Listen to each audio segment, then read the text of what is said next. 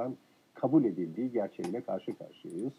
Tabii Çin yönetimi bu kamplar için bir takım aşırılıkları önlemek için bazı konularda Uygurların eğitildiğini, ki onlara göre Çinli Müslümanlar olarak geçiyor, onların eğitildiğini, bir takım radikal akımlardan Uygur Türklerinin korunması yönünde böylesi adımlar atıldığını iddia ediyorlar. Kendilerini böyle savunuyorlar. Ama hepimizin de bildiği üzere Türkiye'de resmi adı çok kullanılan Çin'in Sincan Özerk Bölgesi denilen ama aslında Doğu Türkistan olan bu bölgede yaşayan Uygur Türkleri kardeşlerimize yönelik baskılar çok da yeni değil.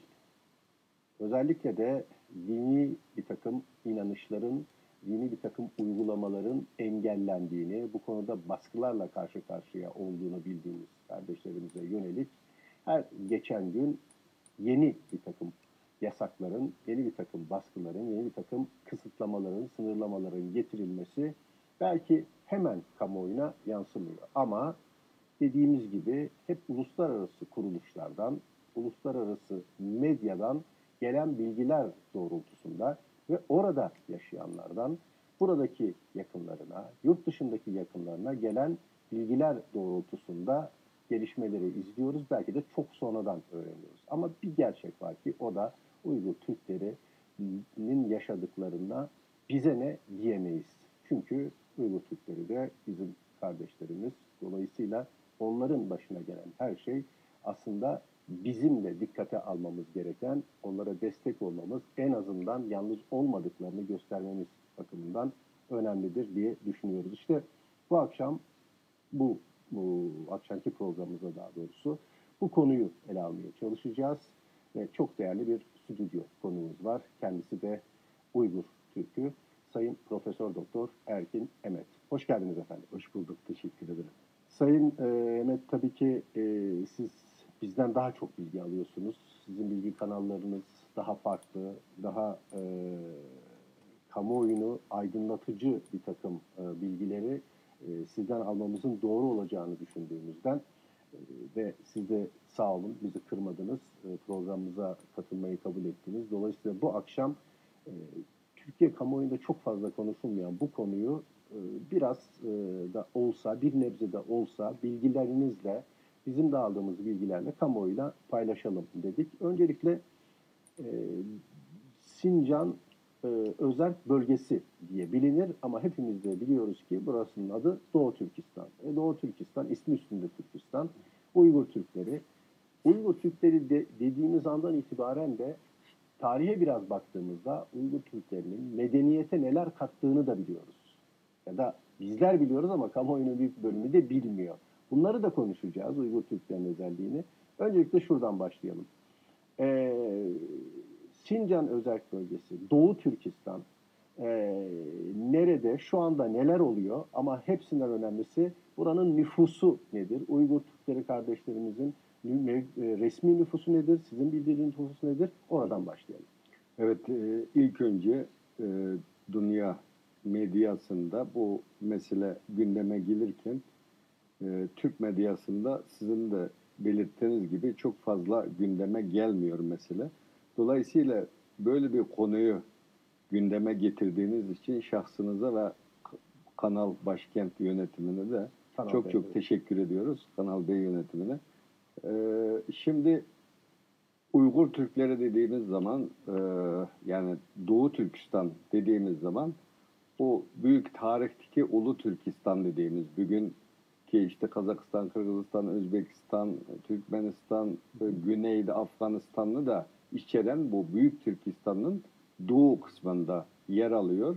1.862.000 kilometre kare büyüklüğünde çok büyük Türkiye'nin 2,5 misli büyüklüğünde yeraltı yerüstü zenginlikleri olan bir toprak bugün. Burada Çin'in son nüfus sayımına göre bölgede işte 2005'teki nüfus sayımına göre 10.600.000 civarında Uygur Türk'ü, 2 milyona yakın Kazak Türk'ü, 300.000 civarında Kırgız Türk'ü, Özbek, Tatar olmak üzere bölgede işte 14 milyon civarında bir Türk soylu topluluğun yaşadığını Çin resmi rakamları da söylüyor. Ama e, sürekli buradaki topluluklarının nüfusuna az gösterme politikası Çin'in eskiden beri 1949'dan beri uyguladığı bir politika. Dolayısıyla bazı bilim adamları, sosyologlar, nüfus üzerine çalışan akademisyenler bizim de tahminimiz bölgedeki Uygur Türklerinin nüfusunun 20 milyon civarında olduğu, burada 25 milyon civarında Türk soylunun yaşadığını söylüyoruz bu kaynaklara nazaran. Neden dersiniz?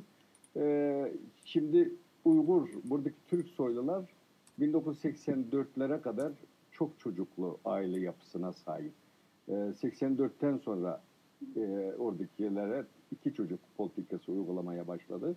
İşte Çin'in nüfus büyümesiyle Uygurların, buradaki toplulukların nüfus büyümesini kıyasladığımız zaman bölgede 25 milyon civarında Türk soyu yaşıyor. Tanrı Dağı bölgeyi ikiye ayırıyor.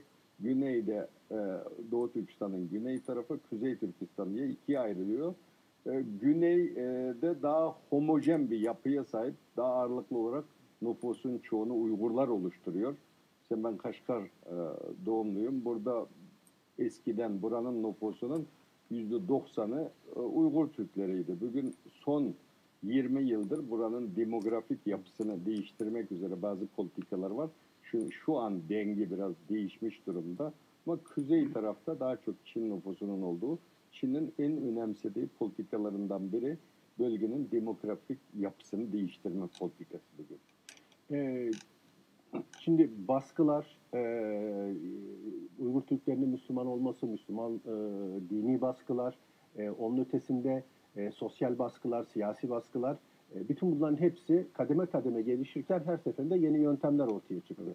Önceleri hep inkar edildi, işte Çin'e karşı bir uluslararası propagandadır denildi. Daha sonra bunlar daha yumuşak dille kabul edildi. Toplama kampları ve adına eğitim kampları dedikleri bu kamplarda önce reddedilmişti. Şimdi Çin tarafından evet biz burada eğitiyoruz, radikal akımlara karşı Uygurları eğitiyoruz diyorlar. Uygurların arasında, yani Çinlileri rahatsız eden nedir ki Uygurların arasında radikal akımların gelişmesi ya da gelişiyor olması öyle tehlikeli bir noktaya mı geldi? Uygurlar dediğiniz zaman onları IŞİD'lerle mi özleştiriyorlar? Radikal bir takım dini akımlarla mı özleştiriyorlar ki böyle davranıyorlar? Sorusu çok soruluyor. Uygurlar arasında gerçekten böyle radikal grupların etkisi var mıdır?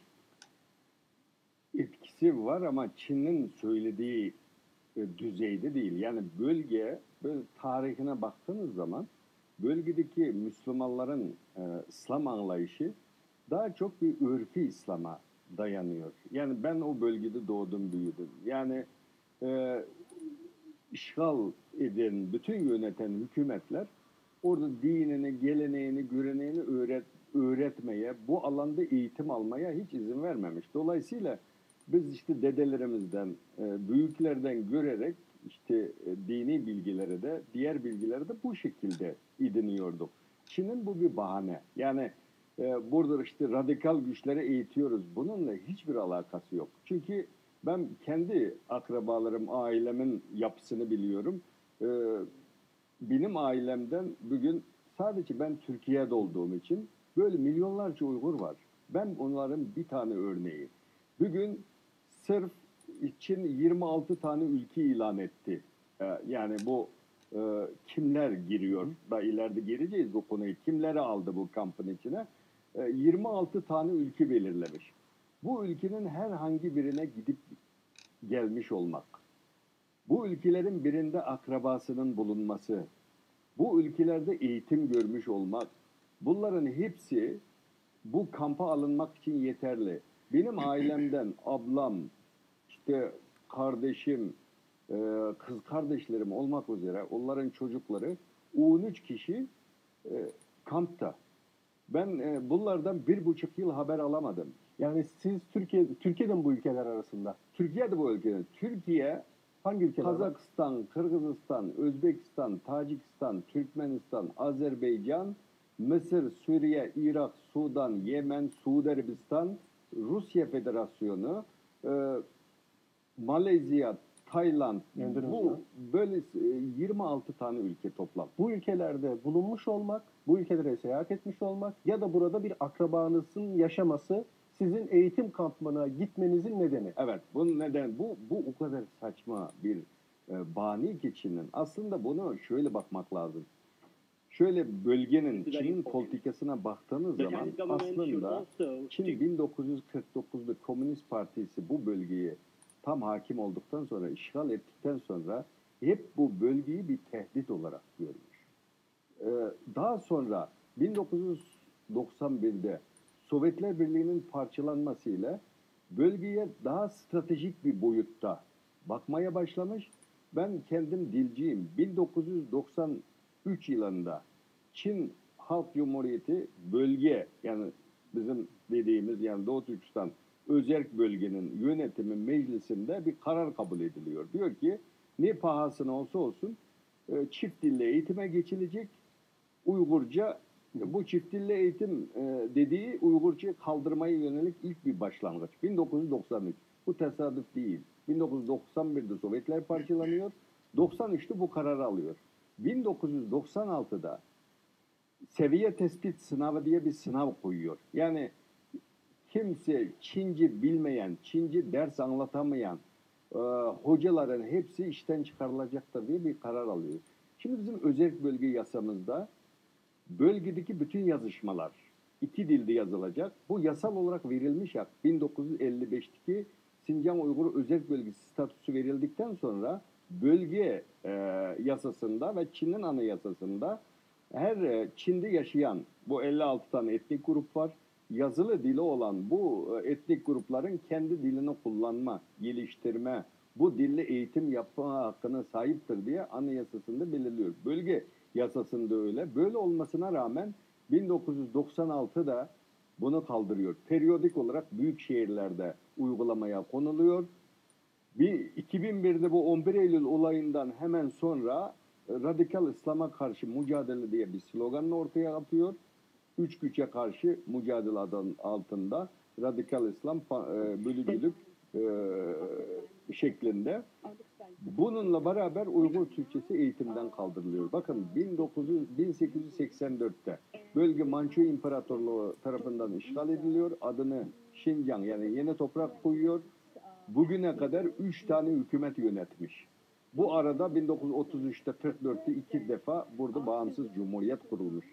49'da da komünist hükümeti gelmiş. Bu dönem içerisinde hiçbir zaman Uygur Türklerinin ana dili yasaklanmamıştır. Mao zamanında da yasaklanmamıştır. Yasaklanmamıştır. O zamanda da dilimizi kullanıyorduk. Latin alfabesine geçirdi bir kısa dönem. Latin alfabesine geçtik ama dil yasaklanmamıştı. Bu hükümet döneminde Uygur Türkçesi yasaklandı. Bugün lise mezunu bir öğrenci ana dilinde o alfabeyi yazmasını bilmiyor. Ben akrabalarıma eskiden telefonla görüştüğüm zaman yeğenlerime, kuzenlerime sorduğum zaman alfabeyi bilmiyordu. Yani dil yasaklandı. Dilin yanında da din üzerinde. Yani bu iki hükümet, önceki iki hükümet hiçbir zaman Uygurların diline, dinine müdahale etmemiş. Hep sömürmüş bölgeyi ekonomik olarak. Ama bu hükümet bölgenin tamamen bu Uygur Türklerini ortadan kaldırmak için bir politika uyguluyor. Yani peki eğitim kampları, çok özür dilerim. Eğitim kampları denilen yerde, yani sizin akrabalarınız da 13 akrabanızın da bu kamplarda tutulduğunu öğrendiniz. Dolayısıyla bunun bir süresi mi var? İşte 3 ay tutuyor, 5 ay tutuyor, 1 ay tutuyor, ondan sonra bırakıyor. Orada bir şeyler mi öğretiyor, bir propaganda mı yapılıyor? Yoksa orası bir cezaevi gibi, insanlar kötü koşullarda yaşıyorlar. Sanki verilmemiş bir cezayı mı çekiyorlar? Nedir o kampın ihtivası, içeriği? aslında bu kamp olayı 2007 1 Ocak'tan itibaren bu kapalı kamp olayına geçiliyor. Eskiden de bu tip uygulama vardı. Yani şüpheli buldukları, yani orada gumanlık insanlar diyor Uygurca. Yani şüpheli insanlar götürülecek diyor. Kimdir bu şüpheli insanlar? Yani adam beyit bırakmışsınız, şüpheli insan olabilirsiniz. Yani birinin cenaze namazına gitmişsiniz, şüpheli insan olabilirsiniz. Yani Çin'de bu rejimde, yani Çin Komünist Partisi şimdi hukuk devleti olmadığı için, sizin yasalar uygulanmadığı için orada herhangi bir insan görüyor. Çin şimdi resmi kabul etti. Dedi ki bu eğitim kamplarında biz eğitim veriyoruz. Burası o dışarıda söylendiği gibi yer değil. Bunlar eğlenceli, e, bilim eğitilen bir bölge, eğitilen bir yer diye söylüyor. Yani dünyaya böyle açıkladı. Ama şimdi buraya alınan insanlardan ilk defa bir kişi, Ömer e, Bekalı diye bir kardeşimiz, biz aynı üniversiteden bitirmişiz. O bırakıldı. 8 ay e, bu e, kampta kalmış. İlk defa dünyaya orada gördüklerini bu kişi anlattı. Onun anlattığına göre kamplara götürürken başına siyah torba, çuval giydirerek götürüyor. Nereye girdiğini bilmiyor. Yani onun içindeki insan nerede kalıyor, adresi neresi, yani akrabalara bunu söyleme şey de yok, yani bilmiyor. Doğu Türkistan'da mı bu kamplar? Doğu Türkistan'da çeşitli bölgelerinde vilayetle, ilçe, her yerde bu kampların olduğu ile ilgili fotoğraflar yayınlanmaya başladı. Kamplar var. Bu kampta da her koğuşta 15-20 kişinin kaldığı ile ilgili. Şimdi bu arkadaşımız 8 ay kalmış. Yabancı vatandaş olduğu için, Kazakistan vatandaşı olduğu için, eskiden bizim bölgede doğmuş, büyümüş. Bir tarafa Kazak Türk olduğu için Kazakistan'a gitmiş. Turizmle uğraşıyor, ticaret yapıyor. Ürümçi'de tutuklanıyor. Gittikten sonra 4 gece gündüz eline pranga, zincirle yukarıya asarak ayağını yere değdirmemek suretiyle uyutmadan 4 gece gündüz işkenceye tabi tutuluyor. Bunu medyada yer aldı. Ben dünya medyasında yer aldığı için söylüyorum bunları. Böyle bilgiler yavaş yavaş sızmaya başladı. Şimdi milyonlarca Uygur, anne babası içeride mi, öldü mü, nerede, ne yapıyor, yaşıyor mu? Bundan haber almak bile yok. Bugün kimse haber alamıyor. Ben de şifreli bir mesajdan dolayı işte akrabaların nezle oldu. Onlar hastaneye kaldırıldı. 1,5 senedir hastanede, ne zaman taburcu olacağı bilinmiyor diye mesaj aldığım için ben böyle tahmin ettim, öğrendim orada olduğunu. Böyle milyonlarca insan hala haber alamıyor. Peki siz gitseniz Doğu Türkistan'a şu anda gitmeye hakkınız, oraya girme hakkınız var mı? Yok, benim gibi çok sayıda akademisyen ya da başka alanlarda çalışan arkadaşlar var. Biz 20 senedir kendi doğduğumuz toprağa giremiyoruz. Oradaki haksızlığı, insan hakları ihlallerini dünyaya anlattığımız için.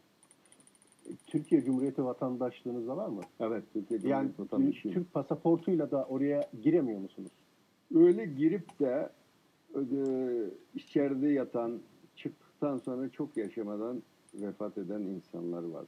Yani bunun örneklerini verebiliriz. Bugün son yıllarda Türkiye ile olan ilişki çok gelişmişti. Özellikle 1980'den sonra.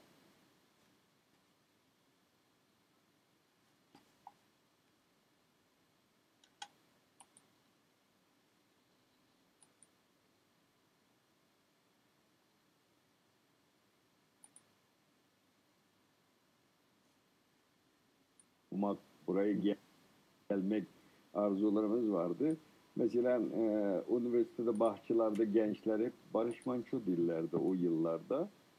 İşte Doğu Türkistan'da, Pekin'deki üniversitelerde Uygur Türklerinin kültürel hayatı Türkiye'yle bir bütündü. Çalapuşu okurdu, Uygurça'ya çevrilmişti. İnci Mehmet, Yaşar Kemal'ın en fazla satan romanlardı. Yani böyle bir kültürel bağ var bölgeyle bu arada. Bu da iki ülke arasındaki ticareti geliştirmek için de faydalı oldu. Yani bunun bir zararı yok. Bugün ama Çin son yıllarda orada açılan Türk restoranlardan dükkanlara tutun hepsini kapatmış durumda. Çok sayıda Türk vatandaşı olan, orada iş yapan, ticaret yapan insanlar da bugün içeride, bu kampta. Bazıları 1 sene kaldıktan sonra bırakıldı. İstanbul'a geldi. Medyaya konuşmayı da cesaret edemiyor. Orada ne dedi, nasıl tehditlerle çıktı onu bilemiyoruz. Yani korkunç bir dönemden geçiyor Uygur Türkleri. Bu kampta bugün resmi rakam 1 milyon diyor ama ben 3 milyon civarında Uygur Türk olduğunu tahmin ediyorum. Sağlıklı bir haber almak çok zor. Ama bu dünyaya sızarlar milyonda biri yani bölgede. E, e, Sayın Emet, o kamplarda ki insanlara gün boyu e, Çin'e bağlılıkları konusunda e, yeminler mi ettiriliyor? Çünkü birçok bilgi geldi, bilgi kirliliği var, bilgi eksikliği var. Orada Çin vatandaşlığı konusunda eğitim mi veriliyor? Yoksa dinlerini, dillerini unutup kendilerini tamamen Çinli olarak görmeleri konusunda zorlanıp dışarı çıkınca da Uygur Türkleri arasında öyle davranmaları mı isteniyor? O kampın eğitim dedikleri şey nedir acaba? Bizim edindiğimiz bilgiye göre, bugüne kadar edindiğimiz bilgiye göre bölgede buraya alınan kişiler sabahtan akşama kadar bu şimdiki Cumhurbaşkanı Xi Jinping'i metheden şeyler söyletiliyor. İşte çok yaşa, 10 milyon yıl yaşa gibi Mao döneminde vardı o. Biz çocuk yıllarımızda böyle çok az hatırlıyorum ben. Okula giderken onun fotoğrafına selam verilir.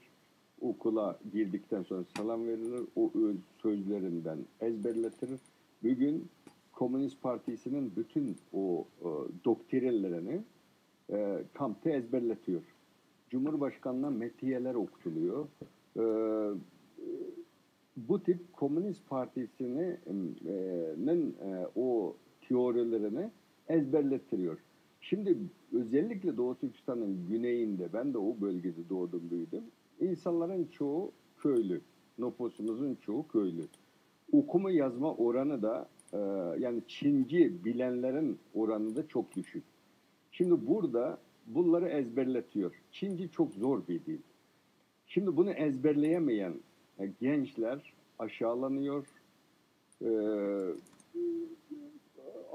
alay ediliyor bunlarla. Ondan sonra dinini inkar etmeye zorluyor. Etnik kimliğini inkar etmeye zorluyor. Soruna giderler intihar ettiğiyle ilgili ciddi haberler var. Bu da medyaya yansıdı yani Yarken bölgesinde 45 yaşında bir kişinin dayanamayıp intihar ettiğiyle ilgili haberler geliyor. Bunun içerisinde tamamen özellikle o kimleri götürdü dediğiniz zaman orada dikkatinizi çekerim. Biz de 1976'da Mao öldükten sonra 1978'de Çin bir dışa açılma politikası uyguladı. 80'den itibaren Uygurlarda bir milli kimlik, ben kimim, neyim, benim nereden geldim, nereye gidiyor bir sorgulama ya başladı. Çin'in bu açıklık politikasından yararlanarak işte kendi milli değerlerini tekrar elde etmeye çalıştı. Mesela ilk defa 1980'li yıllarda Divan Lügat-ı Türk çevrildi. Kutat Kubelik çevrildi. Alişir Navai'nin bütün eserleri çevrildi. Uygurların o klasik eserlerin folklorik ürünler hepsi tekrar e, derlendi, yayınlandı. Bu devletin izniyle oldu. Özel devlet birim kurdu devlet dairesinde. Bilim adamlarını eskiden hapse atılan bilim adamlarını topladılar. Bu yayın işlerini. Bu 1980-90 arasında doğmuş insanlar birer milli şuur, milli kimlik, manevi değerlere önem vermeye başladı. Bunların beynindeki bu memoriyi silmeye çalışıyor. Yani bu 80-90 arasında doğmuş çocukların hepsi bugün kampta.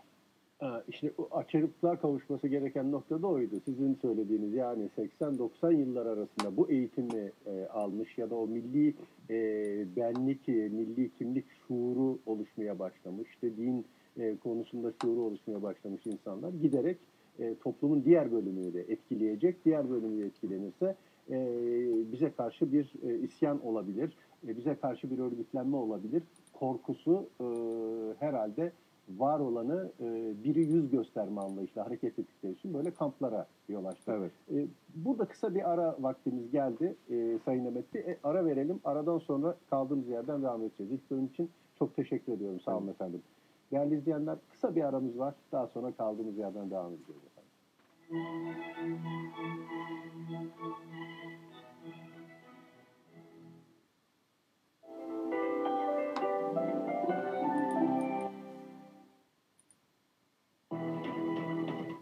dolambaçlı ve karmaşık biliyor. Karmaşıklığın içinde bilginin değerli haline ulaşmak zor.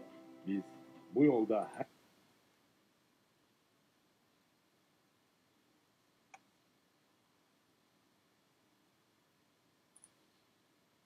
Before it starts, I would like to thank Suri directly because he today show us very important fact from the international world map, is Turkestan. Is this map from 1920? Yes. It is mean, and 1920 East Turkestan exists in the world, but Chinese Communist Party was not exist that time. So yeah. But problem is, professor and shows us packed is Turkestan, but after the presentation all the time talking about Xinjiang, I'm a little bit confusing on this. But however, it is the freedom of expression. We respect. Yeah. So so this form organized and very timely, and because the world celebrates 70th anniversary of the Universal Declaration of Human Rights, and also 20th anniversary of the Declaration of Human Rights Defender. I just came back from Paris this morning. I was attending the World Human Rights Defenders World Summit and celebrate and a couple of hundred human rights defenders in Paris for the 20th anniversary of the Human Rights Defender Declaration. Well, today, during my speech today, I will give brief overview and institution, current situation is Turkestan. It is a critical time for all us, Uyghurs, Tibet, Southern Mongolia, and all who long their basic right and freedom in China. Events like this are so important to encourage dialogue and understanding between our communities. Now, more than ever, we need to have solidarity and collective rise the terrible human rights situation under CCP. Also, China has denied us our basic rights and oppressed the Uyghur people for so many years. The situation now is worse it has ever been in my lifetime. In the past 5 years, particularly since Xi Jinping has come to the power and appointed Chen Cheng-go as a party secretary in the Uyghur Autonomous region, treatment of the Uyghur has deteriorated beyond my imagination.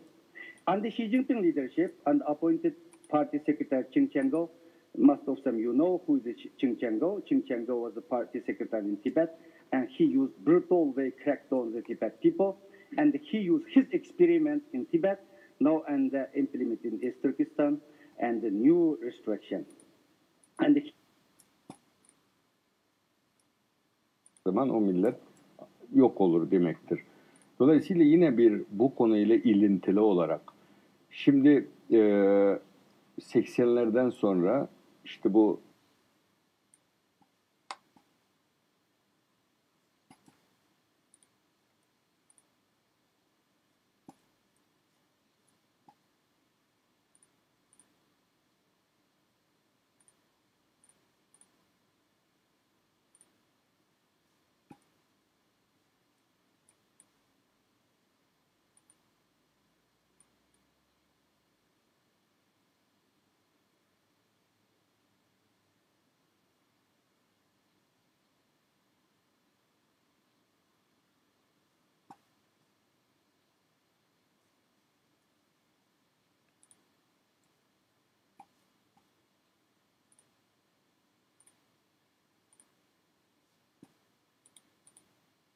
turned and East Turkestan as a police state.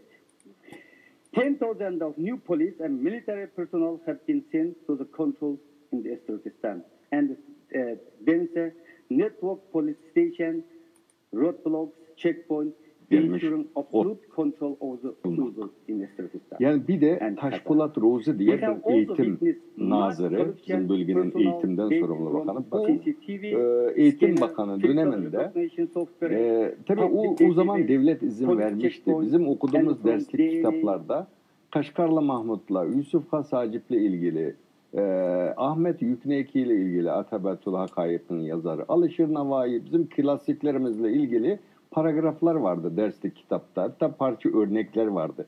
Biz böyle kimliğimizi, değerlerimizi öğrenmiştik. Sonra bu bir ara tekrar azaldı bu. Şimdi bu Nazır döneminde derslik kitaplarla Kaşgarlı Mahmut'la ilgili bilgi koymuş. Taşpolat Rozu 2 hafta önce bu eski Eğitim Bakanı, Eğitim Nazırı'na 2 yıl geciktirmeli ölüm cezası verdi. Suçu ne biliyor musunuz? Bu Çin'in resmi gazetelerde yayınlanan habere göre söylüyorum. Ben bunu böyle başka yerden alıyorum. Yani Çin'in resmi devlet gazetesinde yazıyor. Diyor ki bu diyor Kaşgarlı Mahmut'u derslik kitaba sokmak suretiyle 1,5 milyon genci zehirlemiştir diyor. Bakın şimdi Kaşgarlı Mahmut'u gençleri zehirleyen bir şey olarak bakıyor. Kaşgarlı Mahmut kim? 11. yüzyılda Divan Lugati Türk, bizim büyük Divan Lugati Türk adlı eserimizi yazmış bir insan. Bu eser bir lugat, bir ansiklopedi. Bunun bir ideolojiyle, bir siyasetle alakası yok ki bu. Böyle çok sayıda sayabilirim. Bakın bir tane yine rektör. Bizim orada rektör olmak için Komünist Parti üyesi olmak lazım. O Komünist Parti'nin izni olmadan yurt dışına çıkamazsınız, ödül alamazsınız. Bir de Taşpolat Teyip diye bir bizim Doğu Türkistan'da onların adıyla Şincan Üniversitesi diye üniversitenin rektörü ne de 2 yıl geciktirmeli ölüm cezası verdi. Bunun suçu milliyetçilik suçundan. Yani adam Komünist Parti üyesi, rektör olmuş.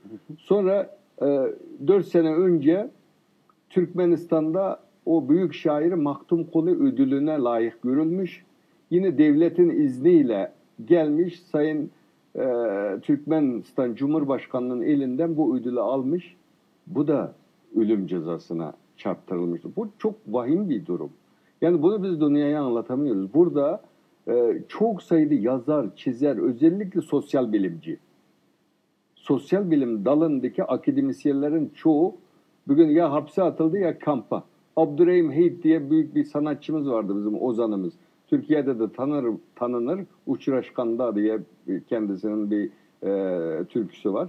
Bu da bugün kampın içerisinde çok sayıda sanatçı, özellikle sosyal bilimci kampta. Bunun amacı, yani ben ilk bölümde söylediğim gibi, bu milletin, bu Uygur Türklerinin, buradaki Türk topluluklarının milli kimliğini tehdit olarak görüyor.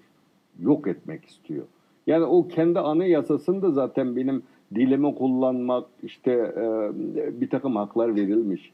Onu hiç tanımıyor Çin. Anayasaya da bakmıyor. Yasal hakları da tanımıyor. Bugün yaptığı tamamen kendi anayasasına da aykırı.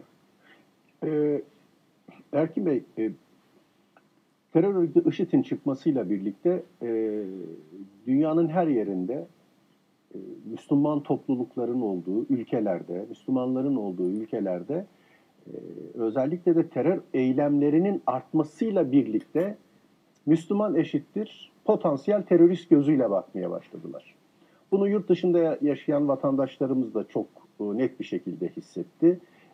İşte Paris'te terör örgütünün, IŞİD'in saldırıları oldu. Nice'de aynı şekilde oldu.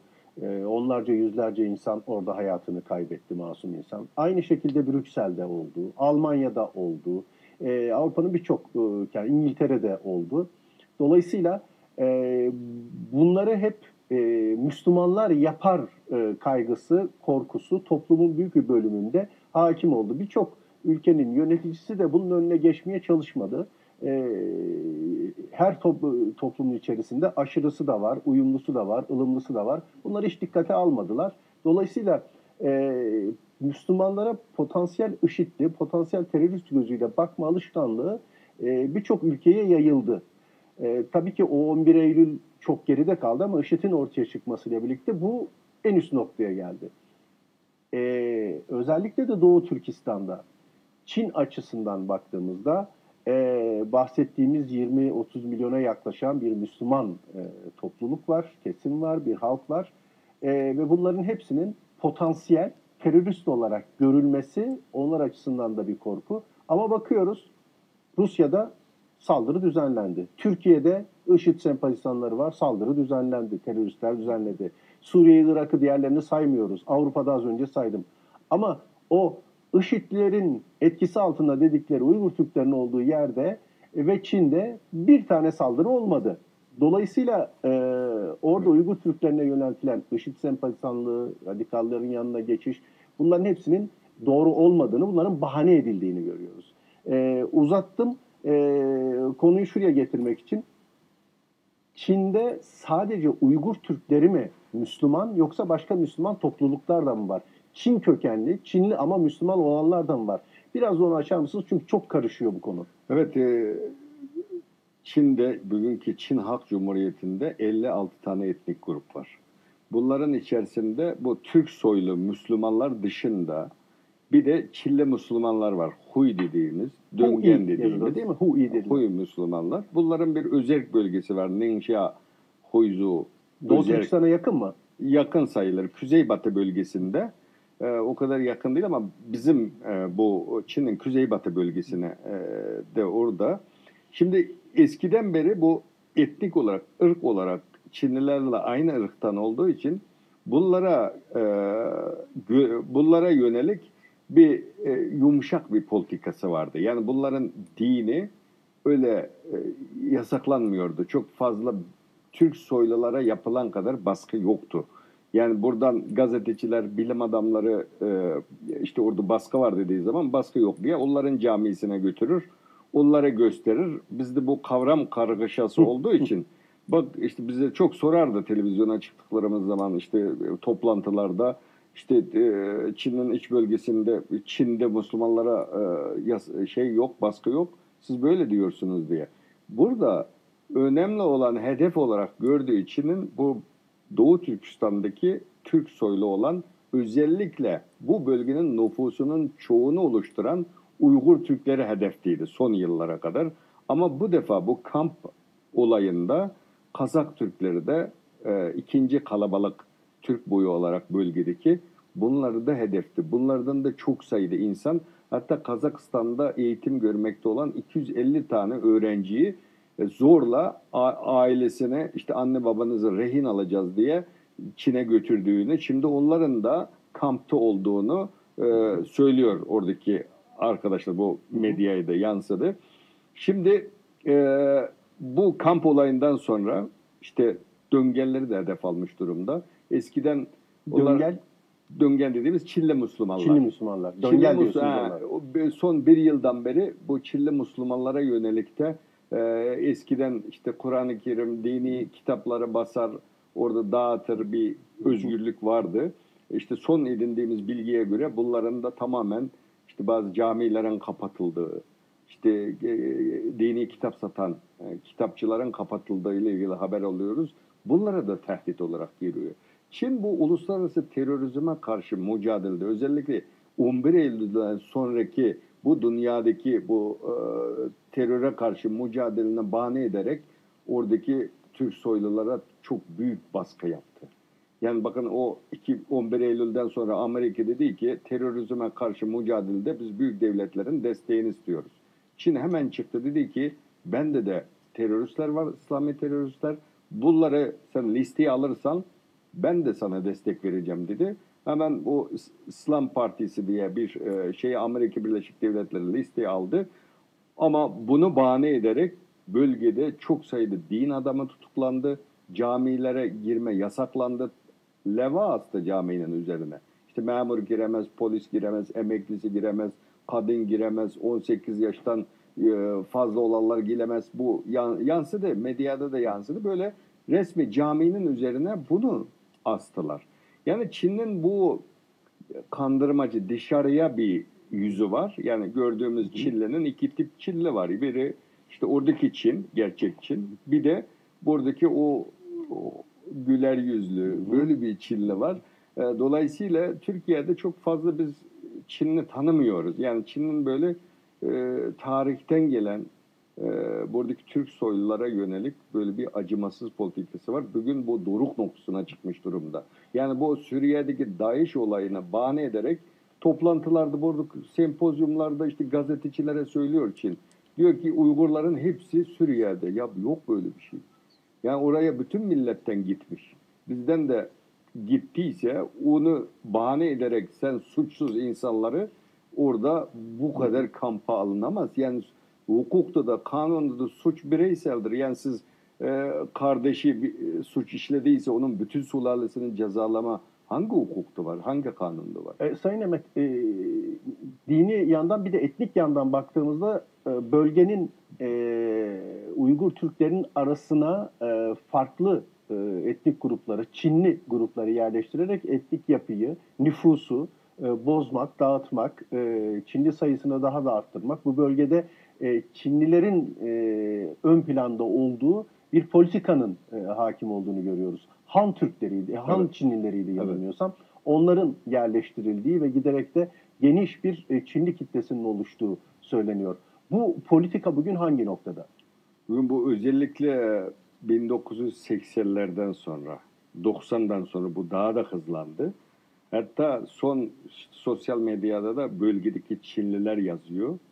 Şimdi oradaki Çinliler, eğer ben işte biraz para kazandım, hayatım iyi oldu, ben şimdi memleketime gidip Çin'in iç bölgesinde yaşamak istiyorum dediği zaman bunun gitmesine de izin vermiyor. Şimdi böyle yasa çıkmış. Yani Çinliler sosyal medyada yazıyor, bu bölgede yaşayan Çinliler. Şimdi Hangi bölgeden getirilmişti onlar? Değişik bölgelerden yani mi? bunlar özellikle kuzeybatı bölge ağırlıklı, daha eğitim düzeyi düşük olan, fakirliğin yoğun olduğu, Çin'in kuzeybatı bölgesinden ağırlıklı olmak üzere bölgeye çok yoğun bir göç var. Yani buranın Hükümetin teşvik ettiği bir teşvik ediyor devlet. Diyor ki işte adam hiç okumamış, diploması bile yok. Oraya geliyor. Bizim en zorumuza giden şey oydu. Ben çocukluk yıllarımda derdim ki bu Çinliler doğduğu zaman hep memur mu doğuyor bunlar? Çünkü bizi bunlar yönetiyordu. Her yerde memur bunlar. Güzel giyinmiş. İşte o zaman o Çin'in iç bölgesini bilmiyoruz. Filmlerden görüyoruz. O kadar yoğun Çinli nüfusu da yok. Böyle diyorduk. Böyle bakıyorduk. Sonra işte son yıllara kadar, ta 90'lara kadar bizim köylerde Çinli yoktu. Daha çok ilçe, il merkezlerinde memurdular. Ama 90'lardan sonra korkunç bir göç var. Bugün köylerde de tarlaları Uygurlara işte su vermiyor, gübreyi pahalılaştırıyor, kredi vermiyor. Çeşitli yollarla Uygur köylüsünü zor duruma bırakmak suretiyle toprağını satmaya mecburluyor. Bu toprak da işletme hakkını Uygurlara vermiş bir toprak. Yani siz orada toprak mülkiye hakkınız yok ama devletin bu toprak, ama toprağı size işte 50 yıl, 30 yıl işletme hakkını veriyor. Bunu da elden almak için devletin bir takım politikalarıyla sıkıştırıyor. Sonra Uygurlar Çilli köylülere satıyor. Bizim bütün toprakları Çilli köyler bu devletten teşvik alıyor. Çünkü burayı Çillileştirmek için yoğun Çilli'yi yerleştirmesi lazım. Devlet buna büyük kredi açıyor. Böyle bir Çillileştirme politikası var. En kötü bizi en derinden etkileyen şeylerden biri.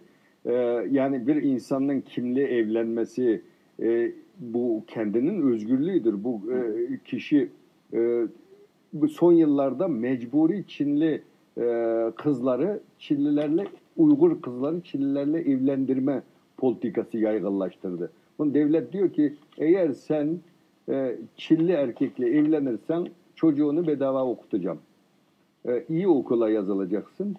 Eğer biraz eğitim aldıysan senin memuriyet iş vereceğim. Böyle teşviklerle Çilli kızları Çilli erkekler, Uygur kızları Çilli erkeklerle evlendirme. Bu yaygınlaşıyor. Sosyal medyada da çok dağılıyor şimdi.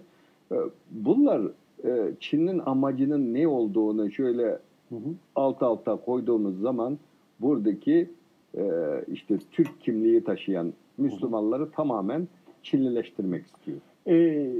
Toprakları işletme hakkını elinden alarak işte gübresinden başka bir takım unsurlara kadar daha pahalı bir şekilde sunarak ve Çinlilere krediler açarak toprakların giderek Çinlilerin eline geçmesi, Uygurların fakirleştirilmesi, yoksullaştırılması belki de burada başka bir yere gidebilmelerini sağlamak gibi bir politikanın olduğunu da görüyoruz.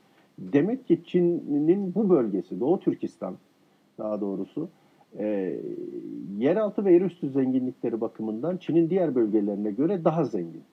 E, işte petrolü, doğalgazı ya da bir takım başka madenleri olduğundan dolayı hiçbir şekilde Çin burayı elinden bırakmak istemez diyebilir miyiz? Çin'in diğer bölgelerine göre gerçekten çok zengin bir bölge mi? Evet, çok önemli bir noktaya değindiniz. Bunun özeti bu.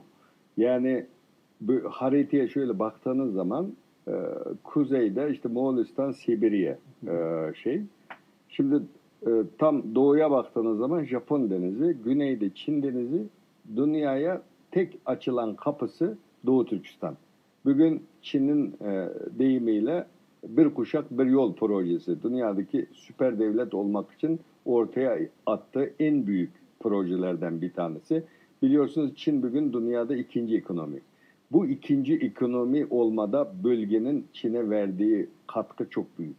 Çünkü bu Çin resmi rakamlarına göre söylüyorum ben. Çin'in petrolünün %33'ü bölgeden sağlanıyor. Doğu Türkistan'dan sağlanıyor. Çin kömürle elektrik elde eden bir ülke. Yakıt daha çok kömürden sağlanıyor. Bölge en büyük Çin Halk Cumhuriyeti içerisinde Doğu Türkistan en fazla kömür üreten bölge. Dolayısıyla Çin'in kömürünün %44'ü bu bölgeden sağlanıyor. Bir de Orta Asya'dan Kazak petrolü boru hattı var bölgeye. Türkmen doğalgazı Hazar'dan da boru hattı döşemek istiyor. Dolayısıyla bölge Çin'in kalkınmasında, Çin'in büyümesinde çok önemli bir bölge. Dolayısıyla bu bir kuşak bir yol projesi de bu bölgenin istikrarı bu projenin gerçekleşmesi için de çok önemli.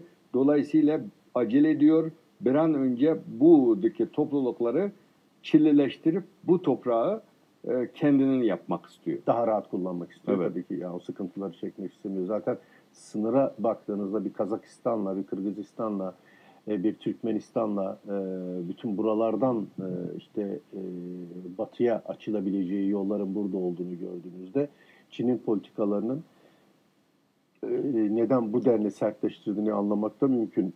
Fakat biraz çok bugüne geldik. Biraz geriye gidersek kamuoyunun çok önemli bir bölümü ya işte orada uzakta kaç bin kilometre uzakta Urumçi ile Ankara arası kaç kilometre? Herhalde bir 4.000 kilometre uzakta. Biz daha hemen Türkiye'nin içindeki başka bölgelere çok fazla ilgili değiliz de orayı nereden bileceğiz anlayışının hakim olduğunu görüyoruz. Uygur Türkleri orada işte çekik gözlü insanlar, bizim Orta Asya'dan çıkıp geldiğimiz yerde kalmış insanlar.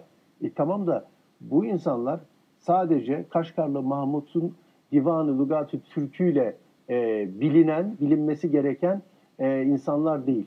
Bu insanlar dünyaya birçok şeyi katmışlar. Dünya medeniyetine, çağdaş uygarlığa, bugün kullanılan birçok şey Uygur Türklerinden gelmiş. Evet. Örneğin akapuntur diyoruz. Ya, akapunturu dünyada herkes kullanıyor ama akapunturu Çinliler buldu deniyor. Hayır, Uygur Türklerinden geliyor akapuntur. Yeraltı su kanalları, su sistemleri, onlara herhalde kariz deniliyordu. Karizler. Yine aynı şekilde müzikle tedavi sistemi. Yani Uygur Türklerinin çok farklı bir özelliği, çok farklı bir birikimi ve kültürü var. Bunu da dünyaya yaymışlar. Biraz da o özelliklerinden bahsedebilir miyiz? Evet, Uygurlar biliyorsunuz 840'ta Turfan bölgesinde. Daha eskiye gidebiliriz ama önemli dönüm noktası olduğu için bunu söylüyorum. 840'ta Turfan'da, bugünkü Doğu Türkistan'ın Turfan bölgesinde Koça Uygur Devleti kuruyor. Bu Türklerin altın devri, Uygurların da altın devri. Uygurlar bu Türk topluluğu içerisinde sürekli yazı dili olmuş bir toplum. Yani 2000 yıldır sürekli yazı kullanmış, yazı yazıp bırakmış. Yani bugün biz eski değerlerimizi, işte bütün Türk boyları, geçmişimizi araştırmak için hep Türkçe metinlere başvuruyoruz. Çok önemli bir konu. Biri bir doktora tezi yazmış. Şimdi bölgede bugün sigortacılık dediği zaman batıdan geldiğini biliyoruz. Siz bir sürü Uygurların ortaya çıkardığı şeyleri anlattınız. Ben bir şey eklemek istiyorum. Burada diyor ki kervallar eskiden İpek yolunun üzeri Doğu Türkistan. İpek yolu buradan geçiyor. İpek yolu demek doğudan İpek işte baharatı götürüp de batıya satan bir yol değil. Bu yola hakim olan topluluk zenginlik demek. Yani buradan kervallar geçiyor, vergi alıyorsunuz, işte her şey yani İpek yoluna hakim olan devletler, güçlü devletler o zaman. Buradan geçerken kaygısızname diye bir kağıt veriyor kervallara. Diyor ki bu ülkeden geçerken malınıza, kervanınıza bir zarar gelirse bu kağıdı gösterseniz devlet size ödeyecektir. 840 düşünün. İlk sigorta sistemi. İlk sigorta sistemi. Yani bunu çoğaltmak mümkün. Pek çok.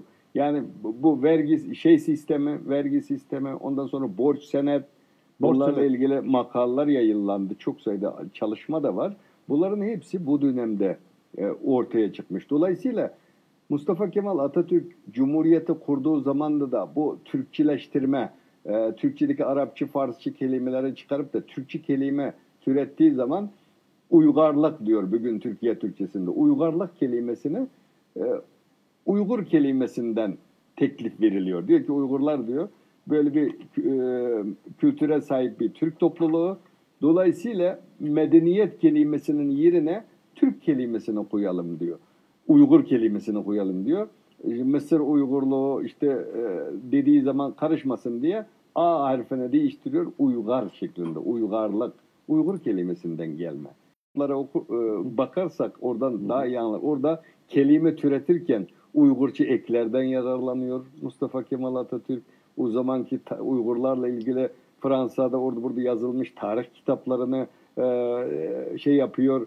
Dolayısıyla Mustafa Kemal Atatürk sadece devlet adamı ya da asker değil. Bir Türkologtur. Bir de Türkolog yönü var.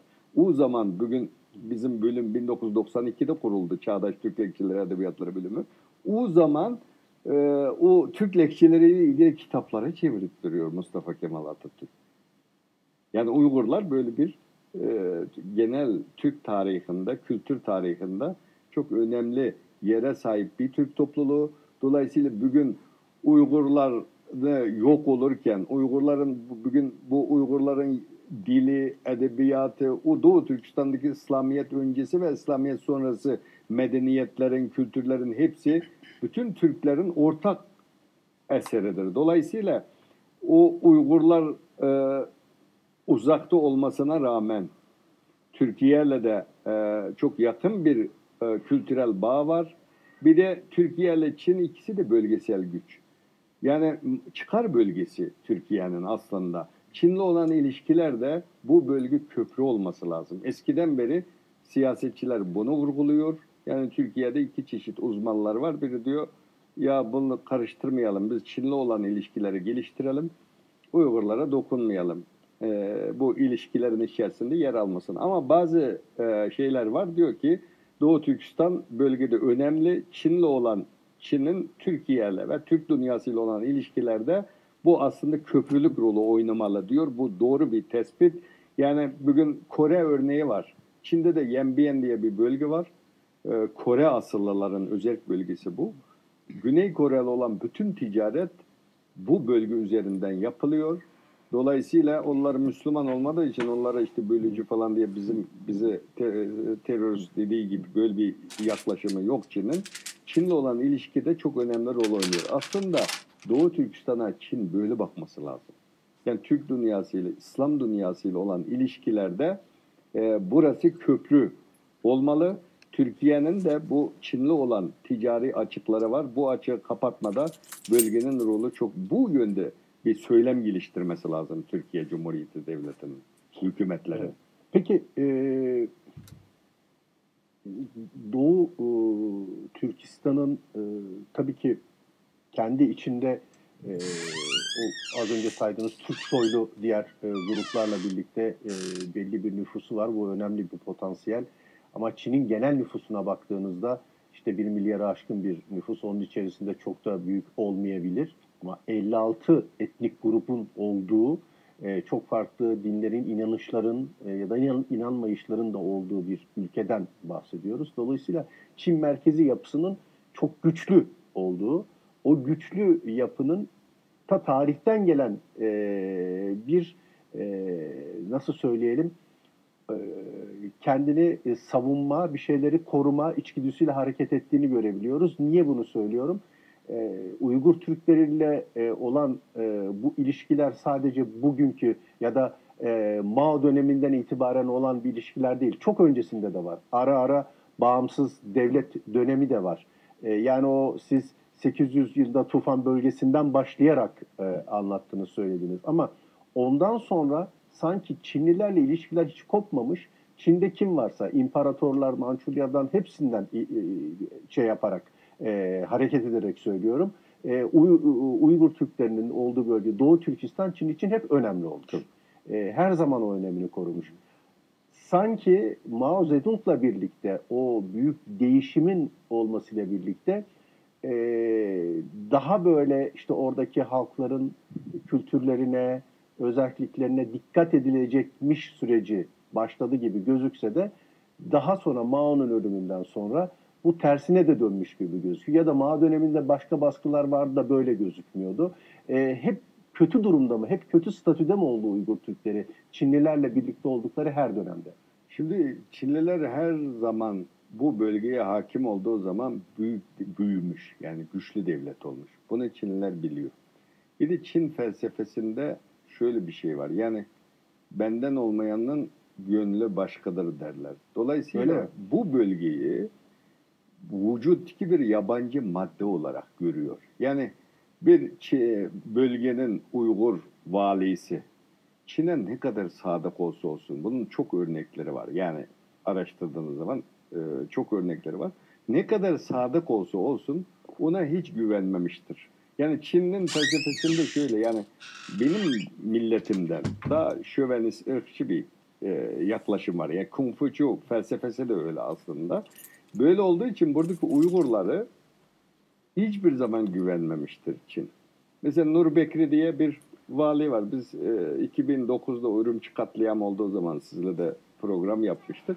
O zaman büyük katliama destek veren bölgenin valisi Nur Bekri bu defa tutuklandı. O kadar yıl Çin'e sadık olmuş. Çin tarafında... Ama Uygur kökenli. Uygur kökenli. Uygur kökenli olduğu için siz ne kadar rejimin insanı olsunuz olun, bunları hiçbir zaman güvenmiyor. Bu defaki hareket çok farklı bir hareket. Yani biz tek bir boyutunu daha çok vurguladık. Aslında Çin 80'li yıllardan itibaren Uygurlar da ekonomik olarak Çin'in ekonomisinin kalkınmasıyla beraber Uygurlar da bu kalkınmadan biraz nema almıştı. Zengin olan Uygurlar bir zengin sınıfı ortaya çıkmıştı. Bu defa bu iş adamlarının da çoğu içeride. Yani Xi Jinping'in bir dünyaya ilan ettiği bir şey var Çin Cumhurbaşkanı'nın. Biz rüşvete karşı mücadele edeceğiz. Bu güzel laf. Kimse mücadele etmek istemez bunu. Ama Çin rejimi, Çin'deki düzen rüşvete dayalı bir düzen. Yani siz muhtardan bir yazı almak istediğiniz zaman da rüşvet vermeden alamazsınız. Şimdi Uygur iş adamlarını bunu bahane ederek sen işte bu tarihte burada rüşvet vermişsin diye hepsini içeri atmış.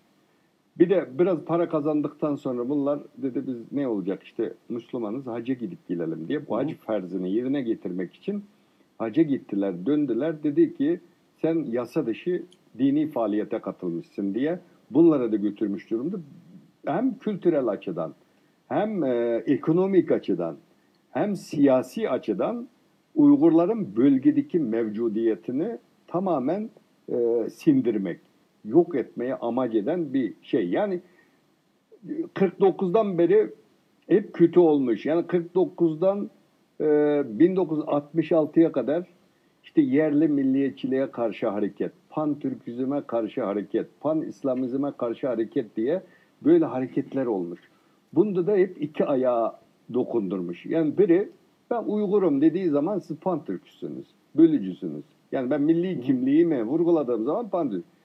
Ben Müslümanım elhamdülillah dediğiniz zaman siz Pan-İslam'sınız. Bugün 21. yüzyılda da bu iki ayakla Uygurları götürüyor. Şu ana kadar 237 civarında işte bilim adamı şeyler belli olanlar bunlar.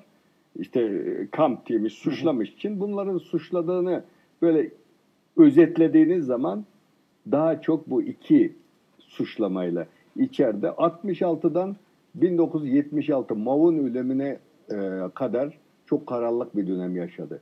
Yani Uygurların o zamanda da işte dini yasaklandı, camiler kapatıldı, domuz eti yemeye zorlandı. Öyle olmasına rağmen dili yasaklanmadı. Yani bugünkü kadar kötü değildi yani. Bugün Uygur Türkleri tarihinin en kötü, en karanlık dönemini yaşıyor. 1900 işte öldü, Mao vefat ettikten sonra, öldükten sonra Çin'in dışa açılma politikasıyla Çin'de de bir rahatlama oldu. Her açıdan rahatlama oldu. Bundan Uygurlar da nasibini aldı. Bizde 1984'te tekrar özel bölge yasası çıktı. O yasa çıktığı zaman ben hiç unutamam. Bizim hocalarımız sanki bağımsızlık kazanmış gibi sevinmişti. O yasada çok haklar tanınmıştı. Yani bugün bizim siyaset adamlarımız Çin'i ziyaret ettiği zaman bu meseleyi gündeme getirdiği zaman diyor ki bakın diyor işte biz böyle 84'te bu haklara verdik. Şimdi o kitabı okusunuz. Şimdi daha ne istiyorsunuz hocam diyeceksiniz. Ama yok o uygulama da yok. Problem bu. Yazılı olarak var, pratikte yok. Tabii pratikte yok. Problem bu. Peki az önce Uygur Türklerinin Doğu Türkistan'da aradaki mesafe çok uzak bile olsa Türkiye'ye baktığını, Türkiye'deki gelişmelere baktığını, Türkiye onlar için önemli olduğunu söylediniz. İşte Barış Manço şarkılarının üniversite kampüslerinde, Pekin Üniversitesi'ndeki Uygur Türkler arasında ya da konuşulduğunu, dinlendiğini söylediniz. Az önce de Atatürk'ten, Mustafa Kemal Atatürk'ten bahsederken onun aynı zamanda bir Türkolog olduğunu, bir dil bilimci olduğunu, Uygur dilinden o ekleri nasıl aldığını, Uygur ve Uygar kelimesini oradan ürettiğini söylediniz. Dolayısıyla Mustafa Kemal Atatürk, Türkiye bilinirken Türkiye hangi özelliklerle biliniyor? Türkiye denince ilk akla ne geliyor? Uygurlar neyi konuşuyorlar Türkiye dediğinizde? Mustafa Kemal Atatürk'ü bir lider olarak da ya da bir kurtarıcı olarak da Türkiye'nin tarihinde, dünya tarihinde Türkler için önemli bir lider olarak da görüyorlar mı? İlk Türkiye dediği zaman ilk aklına gelen Mustafa Kemal Atatürk'tür. Mustafa Kemal Atatürk'le ilgili şimdi o kitabının tam adını hatırlamıyorum. Bir bilim adamı vefat etti. Allah rahmet eylesin. Türkiye'ye de geldi bu Atatürk Kültür ve Tarih Yüksek Kurumu. Kendisini onurlandırmak için Türkiye'ye davet etti. 2007-2005 olması lazım. Eyvah şimdi eğitim kampında mı yoksa? O vefat etti, pardon. Şimdi onun kitabı Mustafa Kemal Atatürk'ü anlatan bir kitabı Doğu Türkistan'da en fazla satılan kitaptır. Yani Mustafa Kemal Atatürk'ü Doğu Türkistan'da bazı gazeteler işte Çin'de Mustafa Kemal Atatürk okutuluyor diye başka bir şeyler de Çin'de dünya tarihi kitaplarında böyle paragraf şeklinde verir Mustafa Kemal Atatürk ama daha çok oradaki sevgi Doğu Türkistanlıların sevgisidir. Doğu Türkistan'da böyle bir Mustafa Kemal Türkiye dediği zaman ilk aklına gelir. Yani bununla ilgili kitaplar da makaleler yayınlanmıştır o rahat dönemimizde. Yani bu 2015'te o zamanki başbakan şu anki Sayın Cumhurbaşkanımız bölgeyi ziyaret etti. O ziyaret ettiği zaman Fatih Altaylı'nın bir yazısı var, bir köşe yazısı. Diyor ki ben gazetecilik hayatımda o kadar coğrafyayı gezdim diyor. Böyle bir Türkiye sevgisi olan böyle bir coğrafya görmedim diye yazıyor makalesinde. Bölgede bunun tarihsel nedenleri var. Yani çok eski tarihten beri işte Abdülaziz Han döneminden bugüne kadar tarihsel bir bağ var. Bunu yani buradaki insanlar temel haklarını talep ettiği zaman bölücü diye Çin bunları vurmanın yerine, bastırmanın yerine, bunlara bu kadar zulmü reva görmenin yerine Türkiye ile Türk dünyasıyla olan ilişkilerde bölgeyi kullanabilir. Yani buradaki düşünebiliyor musunuz? Bu kampı reva değil Uygurlara. Bu kadar bir burada hareketlilik de yok. Burada patlamalar, terör de yok bölgede. Yani bu bölgede bakıyorsunuz bu tür baskıların olduğu yerlerde dünyanın birçok ülkesinde o halk, o topluluk, oradaki kesim kendi gizli örgütünü kurmuştur. O örgüt bir takım eylemler yapar, bir takım saldırılar düzenler. Birçok yerde bunu görüyoruz. Ama Uygur Türklerinin olduğu yere baktığımızda Uygur Doğu Türkistan'da asla böyle bir örgüt, asla böyle saldırılar, bu tür şeyler yok. Yani mümkün olduğunca kendi kültürünü, kendi dilini, kendi dinini kullanmaya çalışan, korumaya çalışan ve bunun içinde günlük yaşamını sürdüren, yeri geldiğinde bunu dile getiren bir topluluktan ve barışçı bir topluluktan bahsediyoruz. Hiçbir zaman onların Çin'e zarar vermedikleri gibi, aksine Çin'in Doğu Türkistan'dan çok fazla faydalandığını, geçmişte de bugün de faydalandığını sizden öğrendik. Dolayısıyla Batılılar, uluslararası medyaya baktığımda birçok kuruluş ismini vermeyeyim, Doğu Türkistan'da yaşananlarla ilgili işte röportajlar yayınlıyorlar, makaleler yayınlıyorlar, haberler yayınlıyorlar vesaire. Aynı şekilde bakıyorsunuz Amerikan kuruluşlarından Doğu Türkistan'la ilgili raporlar yayınlanıyor. Birleşmiş Milletler'den yayınlanıyor. Bu tür raporlar en son Avrupa Birliği, Avrupa Parlamentosu oralardan da Doğu Türkistan'daki gelişmelerle ilgili Çin'e uyarılar geldi, sorular geldi. Bütün bunlar olurken bir kesimde hem Çin, sadece Çin'de olsa anlayacağım ama bizdeki bazı insanlar, bazı kesimler bile, dünyadaki bazı kesimlerde canım bu Amerika'nın oyunu, bu Avrupa'nın oyunu, bu başka kesimlerin oyunu Uygur Türklerini kullanarak orada hiçbir şey yokken orada bir şey varmış gibi göstererek Çin'i zayıflatmak istiyorlar. Çin Amerika'ya karşı yükseliyor. İkinci ekonomik büyük güç ama aslında öne geçti birinci güç. Çin tehlikesini önlemek için Amerikalılar şeyi bozuyor diyorlar. Halbuki geçmişe de bak, geçmişte Amerika mı vardı? Aynı uygulamalar vardı. Geçmişte Avrupa mı vardı? Yine Uygur Türkleri aynı sıkıntıları yaşıyorlardı. İsterseniz Batılıların bakış açısındaki samimiyeti ve samimiyetsizliğini değerlendirelim. Tabii biz şimdi 1997'de bir Gulcu katliamı diye bir olay oldu. Bizim bölgenin tarihine baktığın zaman böyle baskı devam ediyor. 10 yılda bir patlak veriyor. Yani bir dayanma gücü kalmayan Uygur Türkleri buna karşı bir tepki gösteriyor. 1997'de o olay olduktan sonra Batı'da 98'den itibaren insan hakları örgütleri meseleye ilgi göstermeye başladı. Bu da biz bir Uygur Türk'ü olarak bizi sevindirdi. Yani biz yurt dışına çıktıktan sonra şöyle baktık.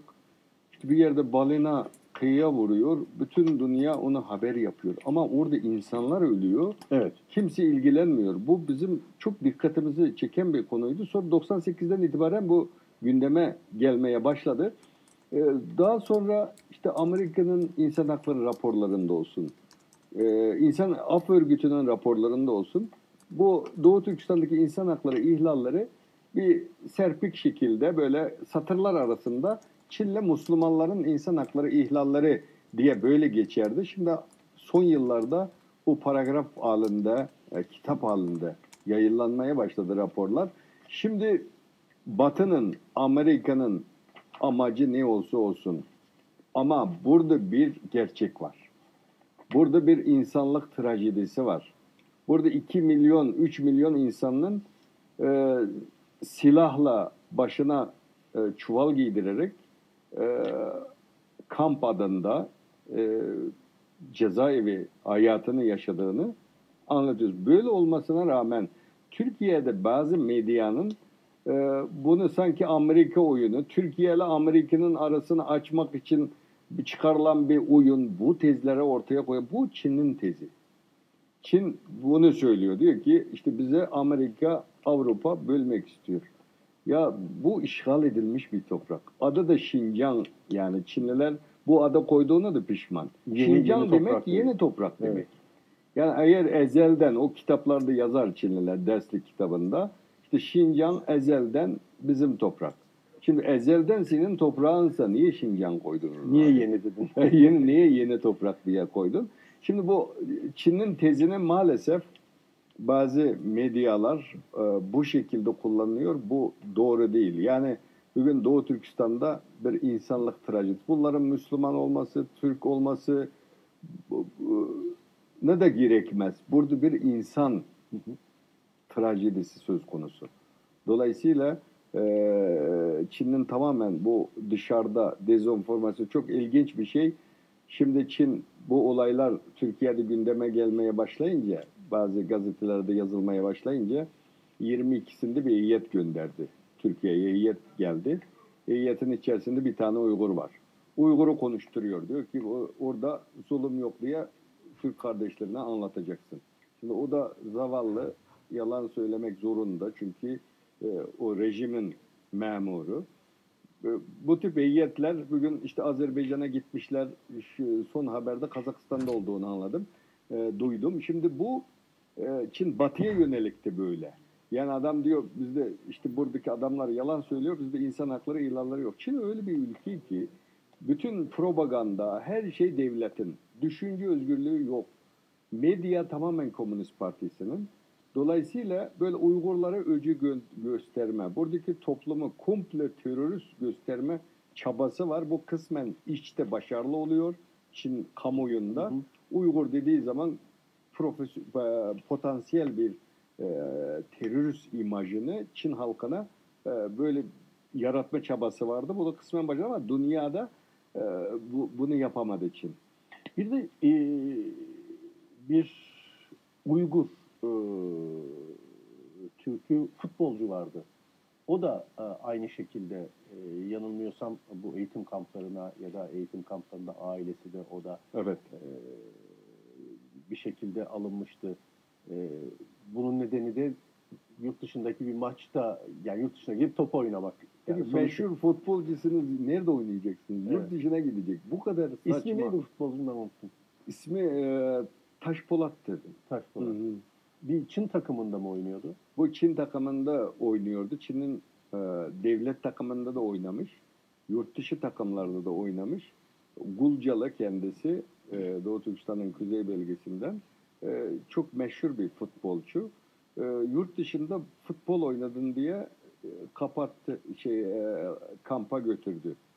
Yani çok sayıda bilim adama da öyle. Sadece yurt dışına gidip konferans katıldığı için ya da kendisi izin veriyor, sonra diyor bunu yapıyor.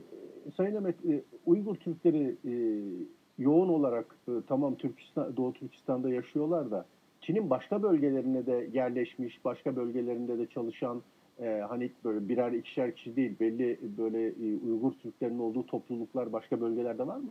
Başka bölgelerde böyle toplu olarak yok ama 1980'lerden sonra, 80'den önce Uygurlar sadece işte okumak için, bazı memur olmak için Çin tek tük, çok az sayıda Çin'in başkenti Pekin, Şangay, Tianjin gibi yerlerde oraya gidip memur olanlar vardı. Ama eskiden gidip ticaret yapıp orada kalmış az sayıda, ama bunların sayısı fazla değil, az sayıda Uygurlar vardı. Ama 1980'lerden sonra Uygurlar ticarete yatkın, ticari kültürü olan bir Türk topluluğu.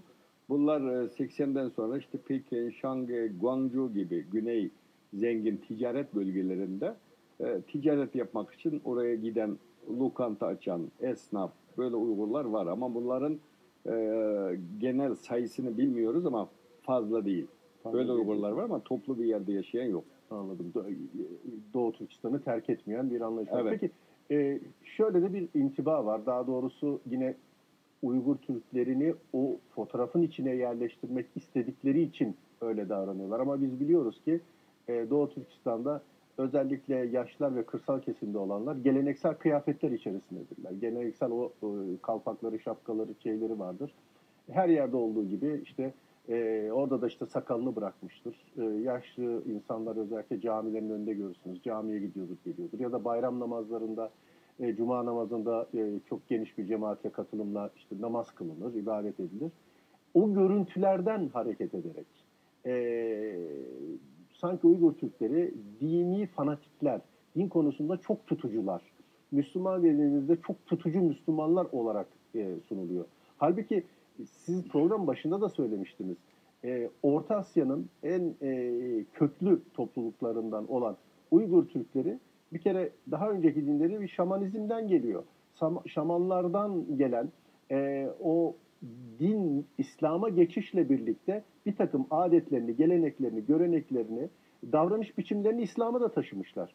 İslam'ı bir Arap Yarımadası'ndaki gibi, bir Suriye'deki gibi, bir Mısır'daki gibi değil, kendi daha önce var olan inanışlarıyla bütünleştirerek uyguluyorlar. Dolayısıyla Uygurların İslami anlayışlarının daha ılımlı olduğunu, daha İslam'a daha yumuşak baktıklarını, o katı yanlarının olmadığını söylemek mümkün değil mi? Kesinlikle öyle. Uygurların toplumunun yapısı daha çok işte ben bahsettiğim gibi ürfi bir İslam. Bunlar işte Şaman'daki bir takım gelenek, görenekleri de İslam'a mal edip devam ettiren bir topluluk. Şimdi bizim geleneğimizde nüfusun çoğu köyde. Köyde olunca bizde böyle büyüklere saygı, küçüklere sevgi, böyle bir katı bir geleneğimiz var. Dolayısıyla biz üniversiteyi kazandık, Pekin'e gittik.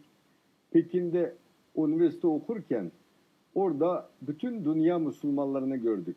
Türkiye Müslümanlarını gördük, işte Pakistanlı gördük. Bütün dünya Müslümanları camide şapka giymeden cuma namazı kıldığını gördük. Biz şaşırdık. Dedik ki ya dedik bunlar İslam'dan mı çıktı? Niye şapka giymiyor? Şimdi bizim Kaşgar bölgesinde daha çok Nakşibendi damarlarından böyle geldiği için cuma namazına gittiği zaman herkes o beyaz tekki şey giyerler. Bir baş kıyafeti böyle Türkiye'de de bazı camilerde görüyoruzdur. Beyaz ince şeyden şapka giyiyor. Şimdi dedelerimiz böyle başımız açık bayram namazına, cuma namazına gittiği zaman kovardı. Çok sinir. Biz yapamazdık. Biz ilçeye girerken Pekin'de öğrenciyiz yani orada gördük işte şeyleri öyle yaşayacağız diye şapkamızı çıkarmışız. Köyün ilçesine girdiğimiz zaman şapkamızı giyerek giriyorduk köye. Çünkü o toplumun o şey bunun dinle, radikalizmle alakası yok bunun. Bu bizim örfümüzden, geleneğimizden gelen bir takım adetler. Çin'in derdi sadece Müslümanlık falan da değil benim şeyim. Çin'in derdi buradaki toplumu dönüştürmek. Yani Çinlileştirmek. Bu da din de önemli unsurlardan bir tanesi milli kimlik için. Dolayısıyla hem Uygur Türk kimliğini hem dini kimliği tamamen yok etmeye yönelik bir politika. Bu toplum televizyonda Çin kasten öyle gösteriyor diyor ki işte şey ama biz de devlet memurusunuz. Devlet memuru olduğunuz için Komünist Parti üyesiniz. Dini bir takım şeylere katılamıyorsunuz. Emekli olduktan sonra sakalını bırakırlar köyde. İşte torunlarıyla, çocuklarıyla ömrünün sonunu geçirmek için namazını kılar, cuma namazına gider, gelir. Böyle bir yaşam var köyde. Şimdi bunu da Çin radikalizmin bir partisi olarak bugün görüyor. Aynı şeyi Budizmin yoğun olduğu bir ülkede herhalde Budistlere de uygulanmıyor ya da ne bileyim başka inançlara da uygulanmıyor. Potansiyel tehlike olarak görülmelerinin temel nedenlerinden bir tanesini siz söylediniz. İşte o bölgenin zenginliği, bu bölgenin zenginliğinden hareket ederek böyle bir takım yasaklar getiriliyor. Son 3 dakikamıza girdik. Buradan özellikle hem vermek istediğiniz mesajlar nelerdir? Çünkü Türkiye'de de çok sayıda Uygur Türk'ü kardeşimiz var. Dünyanın dört bir yanında da var. Ben bu program için aldığım mesajlardan da biliyorum. Daha önce de yapmıştık bu konularda program. Hem mesajlarınızı alalım hem de Uygur Türkçesiyle bizim Anadolu Türkçesi arasında böyle bir iki aylık bir şeyle, pratikle birbirimizi çok hızlı bir şekilde, kolay bir şekilde anlayabilmemiz mümkün mü? Dil bilgisi olarak da onu sorayım. Tabii mümkün. Şimdi temel söz varlığımız aynı. Yani gündelik hayatta kullandığımız söz varlığımız aynı. Ben öğrencilere ders anlatırken Uygurca kelimeler çıktığı zaman diyor bu benim memleketimde var. Bu kelime var. Gerçi İstanbul standart Türkiye Türkçesinde yok ama Anadolu ağzında Uygur Türkçesindeki pek çok kelime orada yaşıyor. Ya bir anlam kayması olmuş ya anlamda genişleme olmuş. Bu tip özellikle bir Uygur öyle videolar da dağılıyor sosyal medyada. Siz hiç Uygur Türkçesi bilmiyorsunuz ama Doğu Türkistan'a gittiğiniz zaman bir Uygur'la yavaş yavaş konuşsanız derdinizi anlatabilirsiniz. Bu toplum, Uygurlar, Türk dünyasının bir parçası. Dolayısıyla hem Türkiye Cumhuriyeti Devleti, hükümeti, hem üniversitedeki akademisyenler, sivil toplum kuruluşları, medya, şimdi bu trajediye bir söylem geliştirmesi lazım.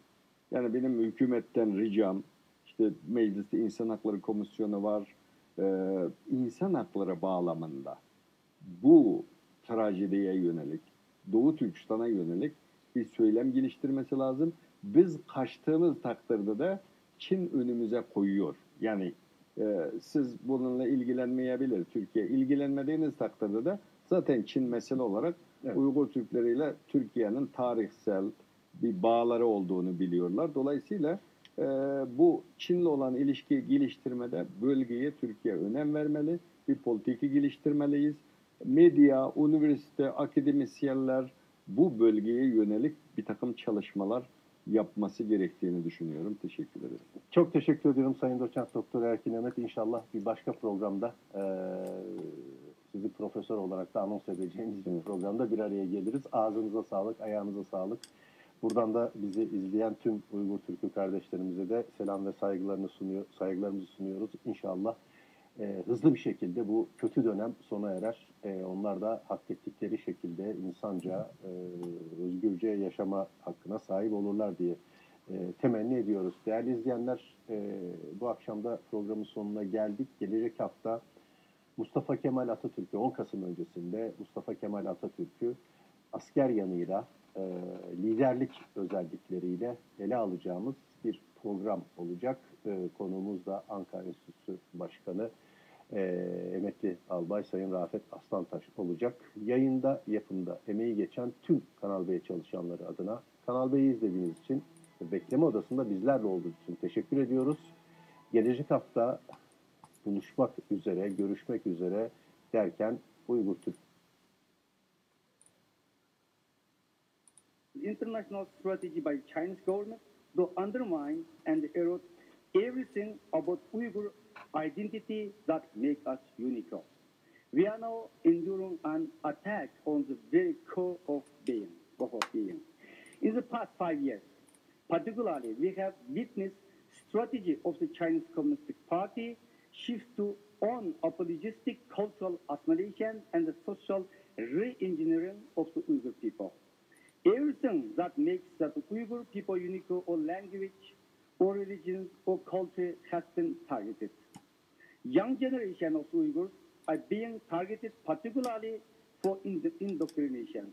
So-called bilingual education program have for many years been undermining Uyghur language in school and forcing Uyghur students to use Mandarin Chinese. Since September 2017, just last year, the use of the Uyghur language at all levels of the education has been banned, particularly Khotan prefecture in East Turkestan. The final phase of the Chinese attempt to totally assimilate the Uyghur people has been its most sinister. The mass arbitrary detention of the Uyghur in political indoctrination camp, some say it's concentration camp, some say it's indoctrination camp, some is internment camp, is Gulag, however it is a detention center, this is detention camps.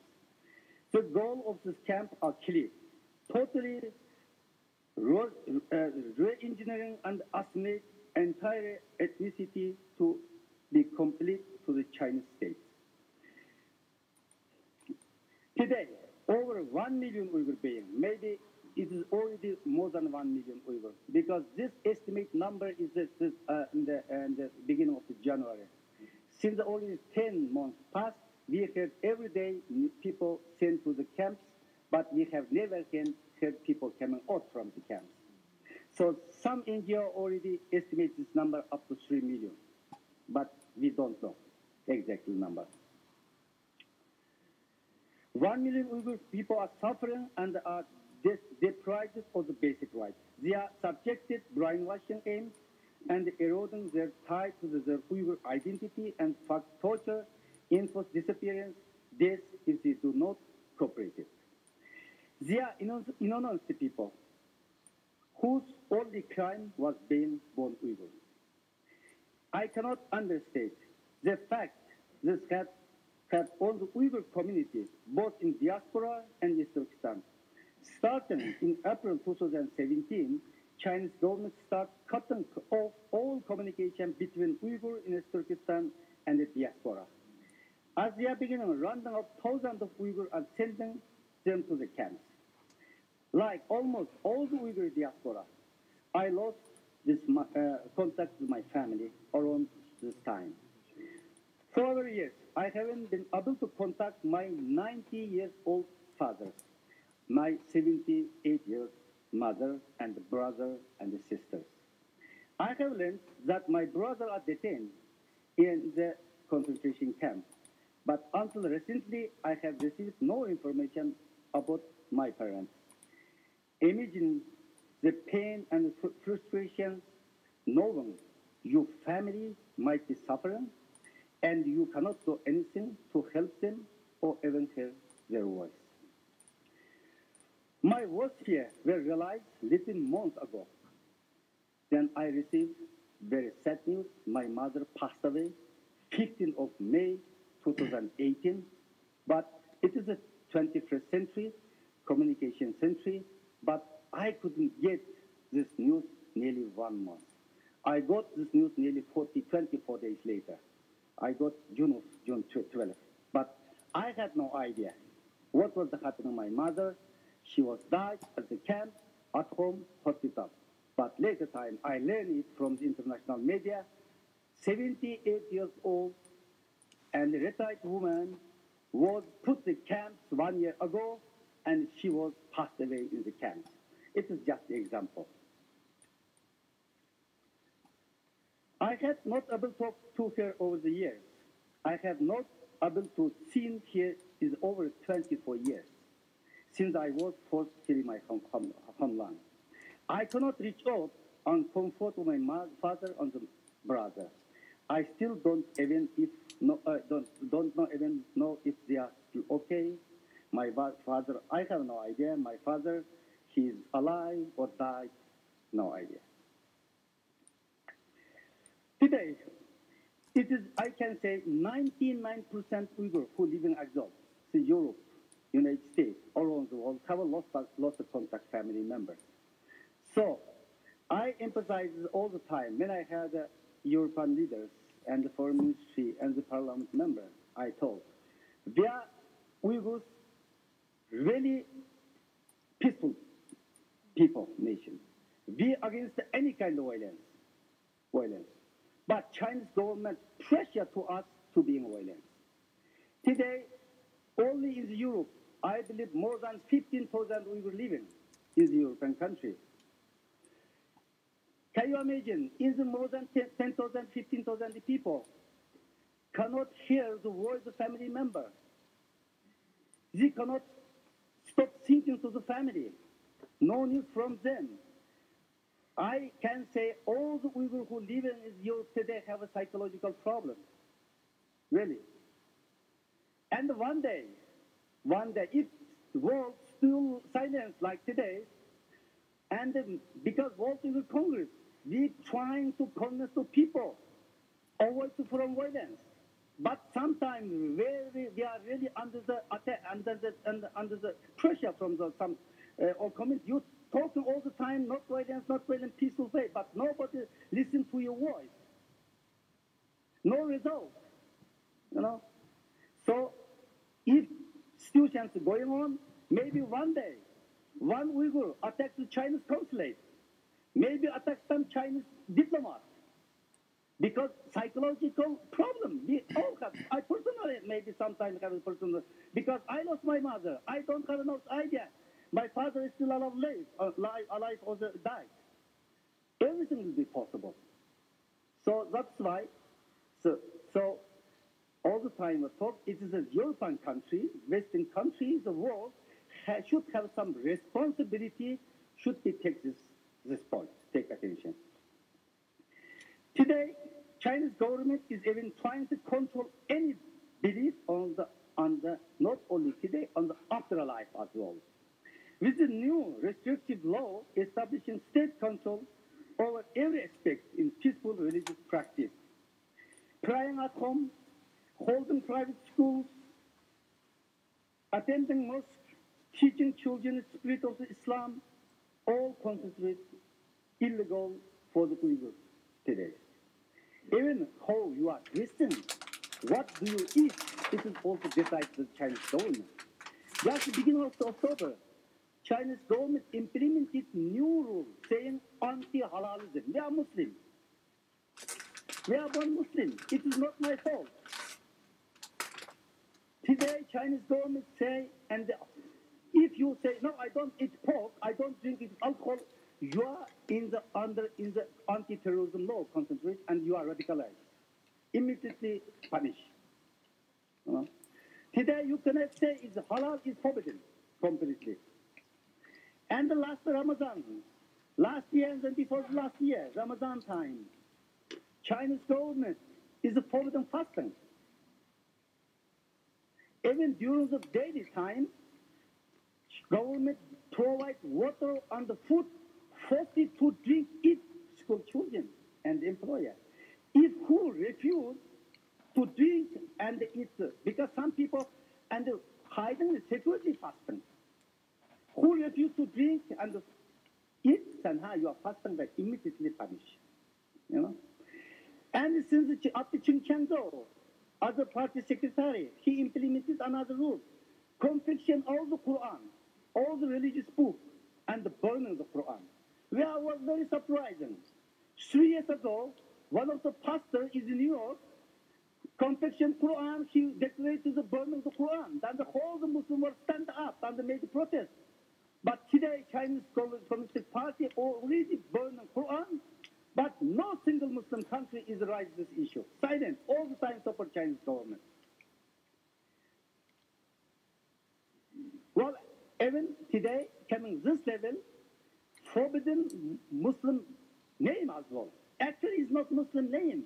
We are used Ahmed, Samet, Ahmed, Turkish, this is the we use since more than 1,000 years. It is the culture, it is the identity, it is the tradition of the Uyghur.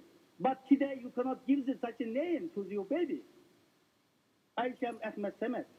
You cannot find any example around the world, such a separation. You cannot grow off your birth.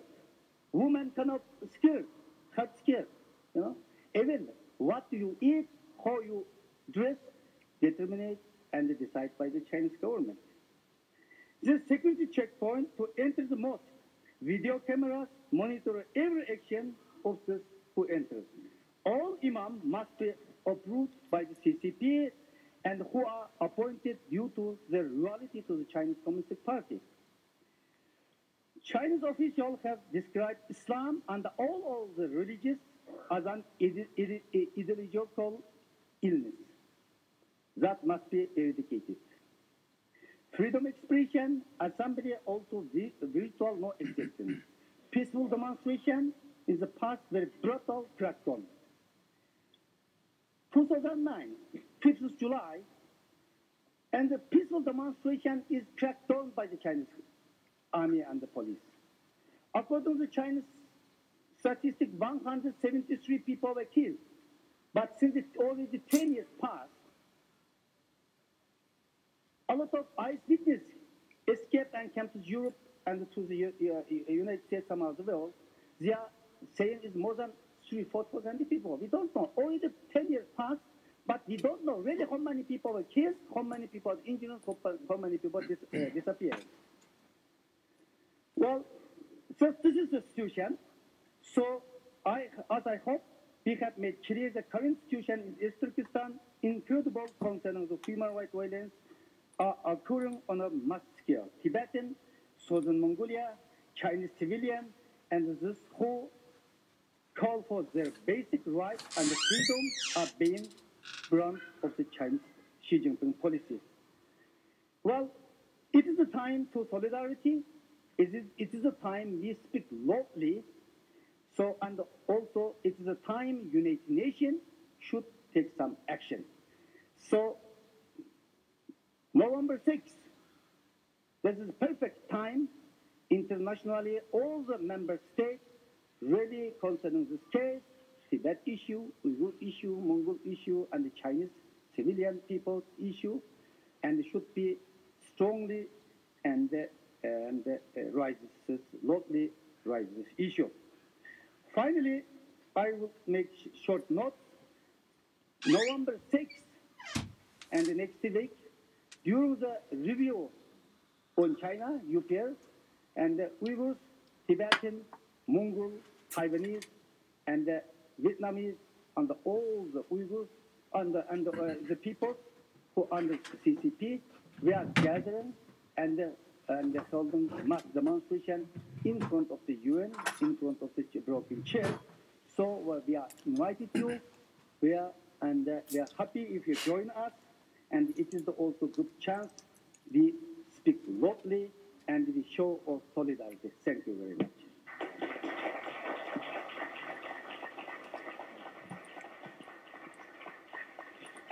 Thank you very much, Turkmen Isa, for again telling us about the scope and size of the human rights abuse and the violations in East Turkestan. And you rightly said, it is a reminder of the times during the Cultural Revolution, during the martial law in Tibet, and Chen Guongshuang. I mean, what is happening in Xinjiang today, in East Turkestan today, was mastered or it's copy-pasted from the Tibet experiment, and you're right. Assalomu alaykum aziz do'stlar. Bugun dunyoning har qaysi joylarida naq maydonda bo'layotgan faoliyatlarni sizlarni xabardor qilish uchun naq maydondan sizlarga taqdim etaman. Bugun dunyoning har qaysi joylarida 4-5 yerda naq maydon faoliyatli bo'lib, Sharq Turkistonimizni va uningda bo'layotgan Xitoy zulmini anlatayotgan shaxslar, tashkilotlar, siyosatchilar, fidokorlar o'zininki qo'ldan kelishicha imkoniyat bilan dunyoga o'zininki dardini anlatadi va bir tashviqot urushiga kiryapmiz. Bugun shu munosabat bilan yana bir qancha jonli naq maydon yayinlarimiz bor. Men vaqt munosabat bilan to'xtatman va birozdan keyin sizlar bilan yana qaytadan ko'rishamiz. Assalomu alaykum.